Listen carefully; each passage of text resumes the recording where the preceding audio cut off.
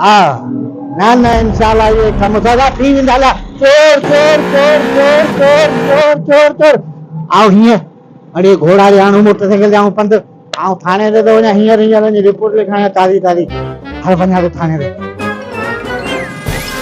चोर चोर चोर चोर चोर चोर सूबेदार जी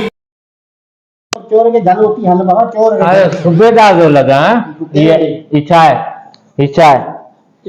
ऐसे चो यहाँ ऐसे चो केड़ो बुझी ऐसे जो एटो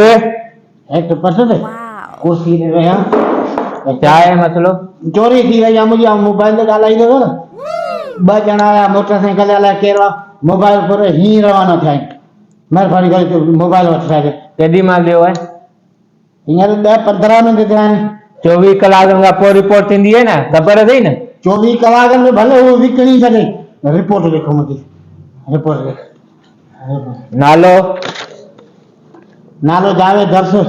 मोबाइल जो नालो मोबाइल जो नालो वीवो T20 किथां चोरी थियो इहो हिते ज़हीर नावानी वारी ऑफिस जे पोयां जल्दी लिख रिपोर्ट भाजी कलर कहिड़ो हो कलर मुंहिंजो त सही आहे कलर मोबाइल जो कलर कारो कलर हो कारो नालो मोबाइल जो नालो मोबाइल क्यू मोबाइल T29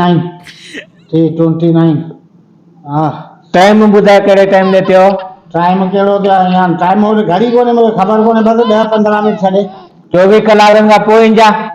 24 कलाक में उहो विकिणी छॾींदो बैटरी बि खपाईंदो वञी चोर भराइण में किथां वरितो हुई हाणे वरितो किथां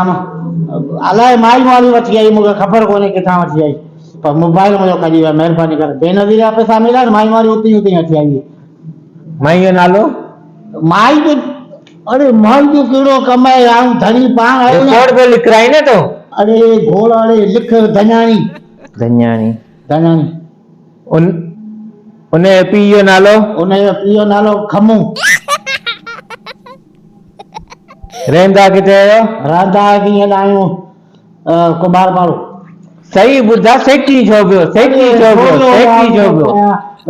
जमादार साहब महिरबानी ऐसे चो इच्छा है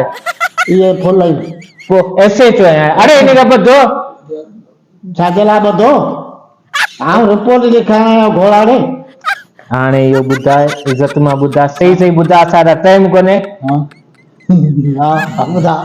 मोबाइल किथां चोरी थियो कोन थियो आहे चोरी कोन थियो आऊं शौंक़ में आहियां मुंहिंजो मोह कारो थियो आऊं चरियो थिए आऊं पागल जे रिपोर्ट लिखाइण मुंहिंजी चोरी ई कोन थी आहे कोन थी आहे न कोन थी आहे असांजो टाइम थो ज़ाया करी हरू भरू असांजो टाइम थो ज़ाया करी हली तव्हां निकिर सही ॿुधंदा आहियूं पुलिस वारा आहियो लोड़ी मां नांग पाईंदा आहियो नांग हेड़नि वटि रिपोर्टूं ठाहिण वरी खंड में पवे वरी ॿिया बेनज़ीर जा पैसा मिला थी ॿियो अची रही हलो नी दादी रिपोर्ट लिखाइण हलो नी दादी हल